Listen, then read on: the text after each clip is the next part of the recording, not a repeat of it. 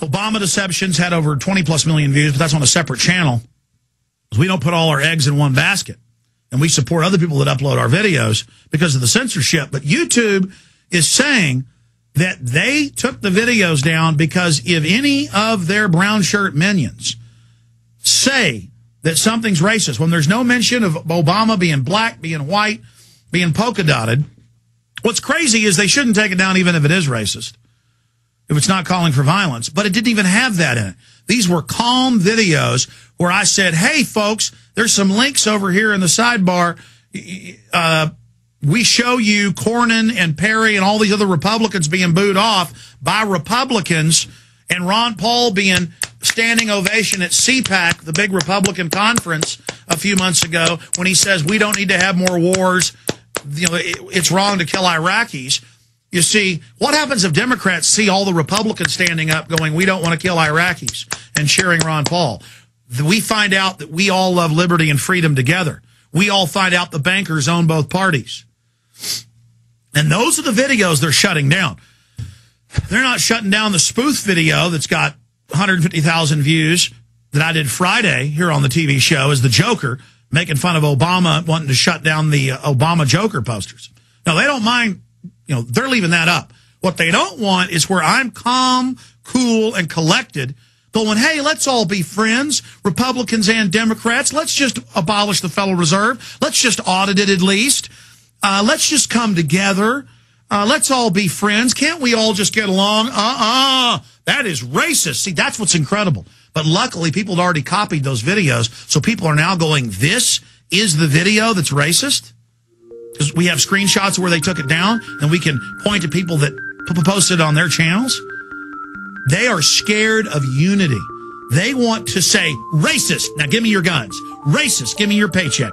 Racist, you're a racist if you don't do what I say. It's a new religion. They're just beating white liberals over the head and everybody else to submit to big government. Meanwhile, they're arresting the black people, putting them in prison, shooting them up with deadly vaccines. Business goes on. Welcome back, ladies and gentlemen. You see, the camera doesn't lie, and the police arrested the thugs that attacked him.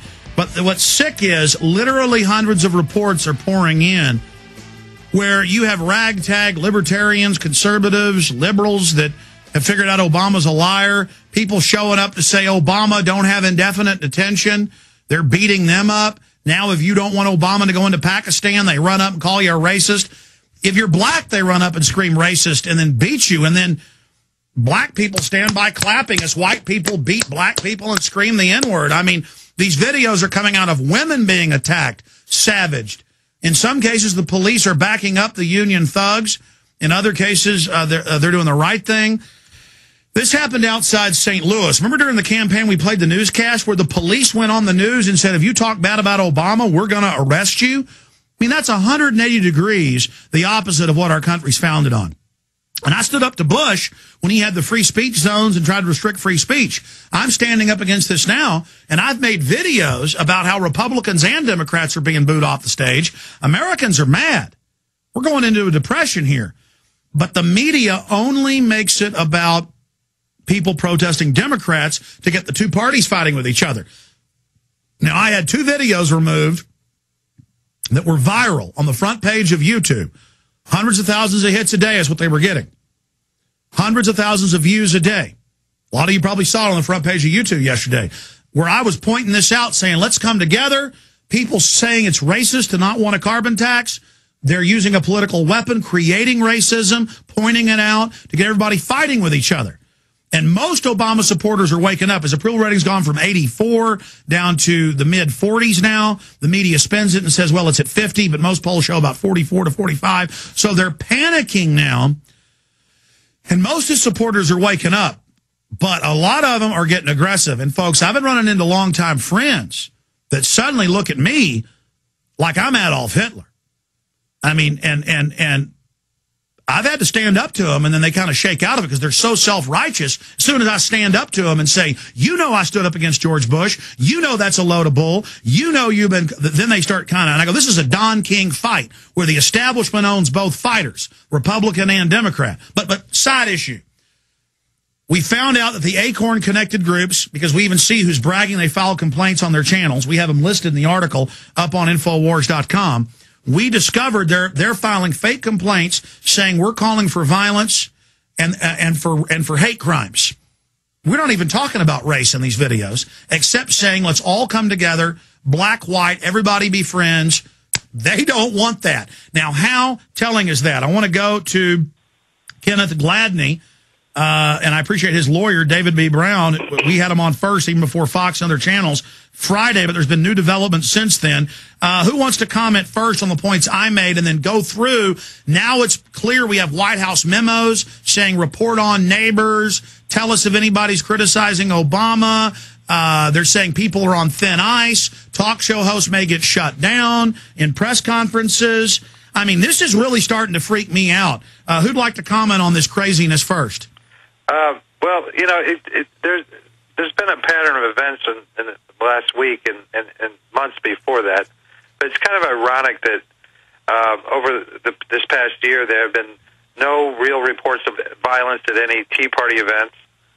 There's been no real reports of violence prior to last week of any violence at any town hall meetings held by any representatives. But then starting Tuesday, when HCAN, which is the Healthcare Now organization, Healthcare for America Now organization, which is comprised of Acorn and AFL-CIO, SEIU, and a number of other organizations, have come down with a memo instructing activists to contact elected officials before events to plan ways to preempt any type of opposition. And when they say opposition, they mean people who want to exercise their freedom of speech. Once that went down, there's a report from the AP that David Axelrod and Jim Messina had traveled to the Capitol for their presentation to Democratic senators regarding these town halls. The senators saw videos of disruptions at events held by the House members and were told to organize these events more carefully, as well as work with labor unions and other friendly groups to generate enthusiasms. And then Messina comes out with and says, if you get hit, we will punch you back twice as hard. And this is only stirring up and inflaming the passions on both sides for conflict. Then we go to the New York Times, and it shows where AFL-CIO President John Sweeney comes out and tells everybody that they need to reclaim our democracy, according to a statement. And they're also putting out videos since Doggett got confronted 8 days ago, last Saturday, where they show Doggett and say it was all fake. There's one problem. I randomly, because I live in Southwest Austin, one of my dad's employees was there, who's a Democrat, because she got a letter, and my neighbor was there grocery stopping at Randall's and saw it. It wasn't staged. These were Austinites who were angry. But you know what's incredible about this? Is that they're now beating people up, and the first report spun this in a nebulous fashion like it might have been your client's fault, and they're now trying to say your client attacked 4 people, even though there's multiple video angles of this, and the police arrested the people that cold-bloodedly attacked him.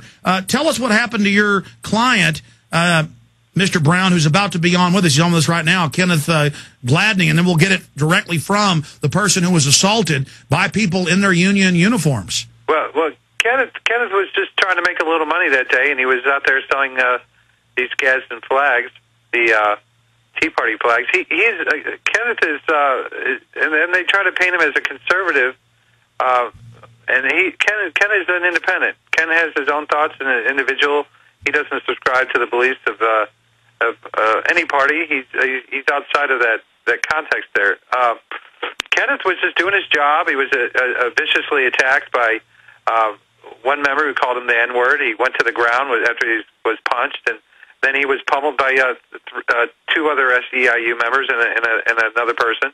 And Kenneth weighs, I think, about 149 pounds. So when they spin it and they say that he attacked 4 people, and they probably weigh an aggregate of over 800 pounds with 8 arms to his 2 arms, when he's trying to make a living, they're the ones that have the inflamed passion.